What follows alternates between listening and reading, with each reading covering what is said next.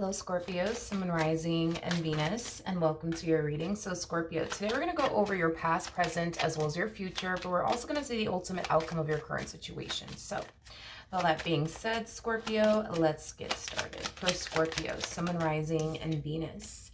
So we do have love yourself first. Your self-respect makes you more romantically attractive.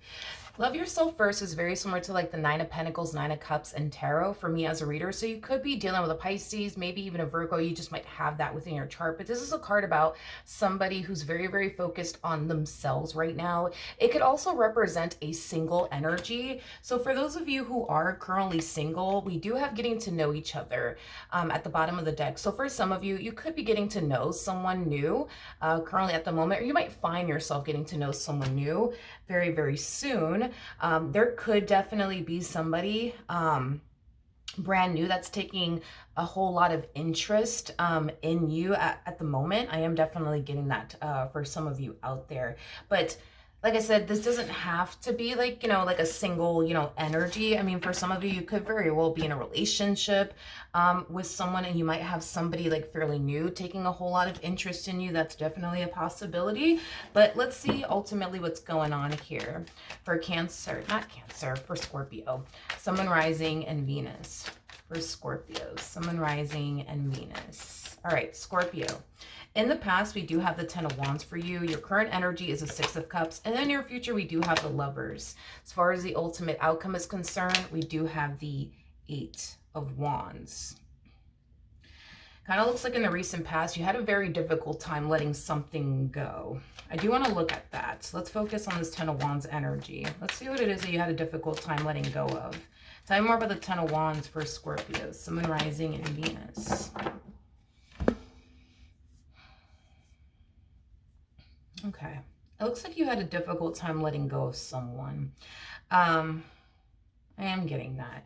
And this specific someone is definitely someone that you thought you just simply couldn't trust. There's a huge possibility that this person could have given you every reason under the sun to not trust them. That's definitely a possibility. But despite the fact that you thought and felt like you just simply couldn't trust this person, regardless if this person gave you a reason or not, with the Six of Pentacles coming out here, that's kind of telling me that you wanted your relationship with this person to work either which way. So despite the fact that you didn't trust them, yeah, you wanted your relationship with this person to work. But I feel like over time you started to kind of realize no matter how much you wanted this relationship between you and this person to work, it is kind of hard to build and establish and create a life with someone that you just simply don't trust, okay?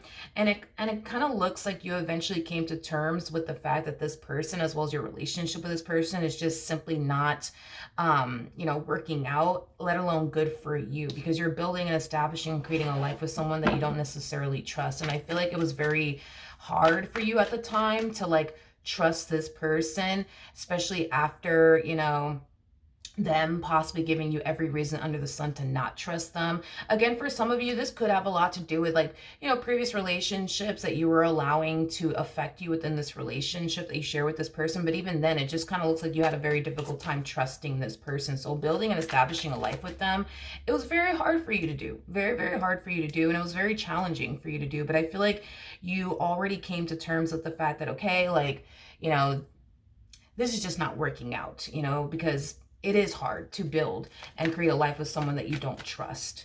All right, now currently at the moment, we do have the Six of Cups. So let's talk about that. We have the Magician to the Queen of Pentacles to the Three of Wands. I feel like you're trying to manifest that perfect soulmate of yours into fruition.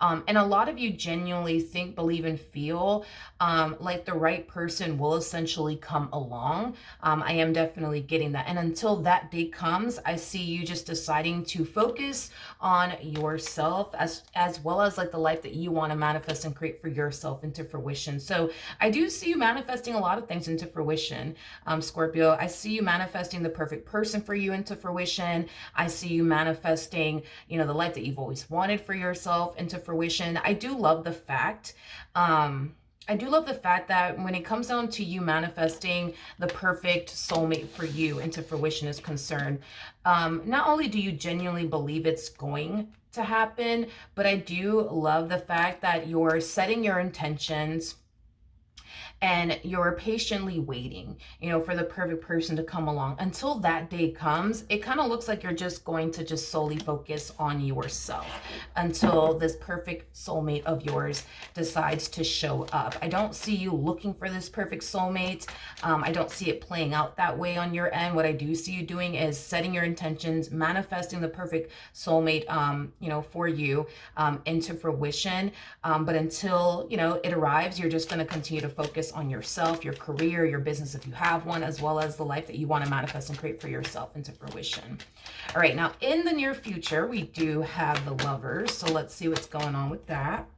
We have the Nine of Pentacles to a Justice card, and then we also have the Moon. Okay. With the Moon to the Lovers coming out here, that's kind of telling me that there is a connection that's going to be entering your life, Scorpio, in the near future. And I do believe that this connection is going to kind of catch you off guard. I don't want to say it's going to fully catch you off guard, but it's going to kind of catch you off guard. And I feel like the reason why it's going to kind of catch you off guard is because we do see you very focused right now on yourself. Again, love is not something that I see you actively looking for. Going back to what I said over here, you're manifesting what it is that you want into fruition, and you're patiently waiting for it to show up. Until it does, you're going to focus on you, which we do see you doing. We see you very focused on yourself, and then boom, out of nowhere, love shows up here for you, out of the blue. So this is kind of why it's going to kind of, catch you off guard, because you're not really looking for love.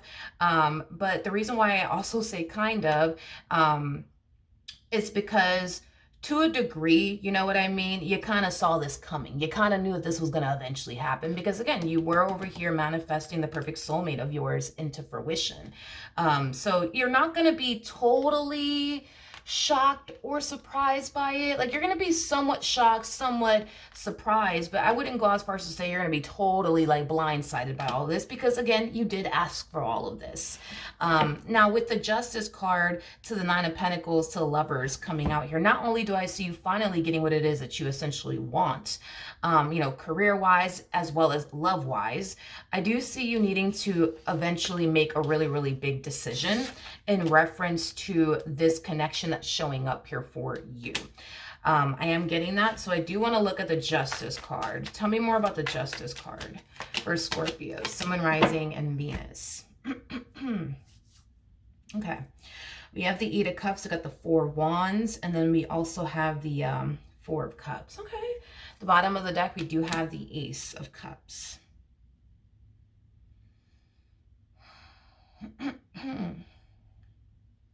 Okay. Well, that kind of makes sense why you're harnessing this energy. I do feel like the opportunity, Scorpio, for you to go off and build and manifest and create a life with this person to fruition will present itself to you. In other words, expect this person to pop the question, okay? Now, here's the thing. You do harness Nine of Pentacles energy, and I've noticed throughout the years of doing tarot that this is what typically happens with people who harness Nine of Pentacles energy, or even Nine of Cups energy, because we do have, remember, love yourself first, which is very similar to the Nine of Pentacles, Nine of Cups, for me anyways as a reader. Anyways, when it comes down to the Nine of Pentacles, this does represent somebody who, yes, is very focused on themselves, their finances, their career, their overall independence. It could also represent somebody who's very satisfied as well as very, very content with being single and alone. You're not that type of person that, can't be without like a man or a woman in your life. You know what I mean? Like, you're that type of person that can clearly be without a man, clearly be without a woman.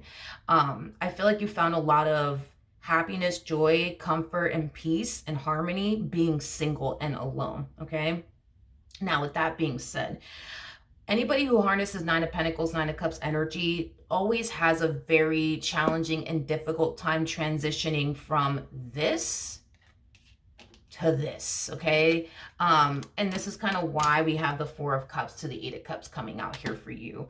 This to me feels like an energy of you leaving behind something that really did bring a lot of peace, happiness, and joy into your life, aka your singlehood, for something that you don't really know is going, for something that you don't really know, what to anticipate and or expect from, aka your relationship with this person.